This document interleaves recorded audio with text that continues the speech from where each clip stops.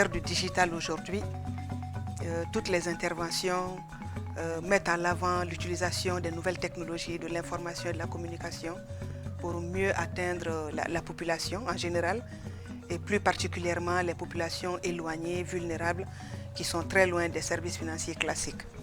À travers le projet PAFEM, nous avons voulu vraiment appuyer les institutions de microfinance qui sont vraiment les premiers vecteurs d'inclusion financière. C'est des institutions de proximité qui touchent l'accès au crédit des couches vulnérables. Nous avons voulu vraiment aider à la digitalisation de ces institutions de microfinance en les dotant notamment de systèmes d'information et de gestion performants pour que ces institutions soient capables de développer des produits financiers à l'égard des couches éloignées et des couches vulnérables. Également, certains services financiers de l'État aussi sont pourvoyeurs d'instruments de financement, font vraiment des paiements de masse du gouvernement aux particuliers, comme on dit G2P. Ces services de l'administration, bon nombre ont déjà commencé à mettre en œuvre la digitalisation des paiements. Donc au niveau de ces administrations financières, le PAFEM vient accompagner les efforts déjà en cours, parce que ces institutions ont déjà commencé leur processus seules. Nous les accompagnons à relever les défis liés à la digitalisation et aussi pour qu'ils réussissent mieux leur projet de digitalisation.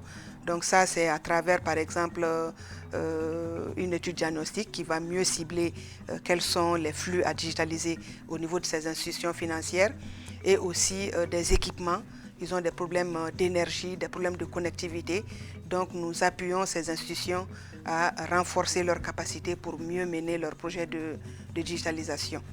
Donc ça, c'est au niveau de la composante 1, la digitalisation au niveau des administrations financières de l'État, mais aussi au niveau des institutions de microfinance et même au niveau de la structure de contrôle de ces institutions de microfinance pour qu'ils puissent faire une supervision à distance.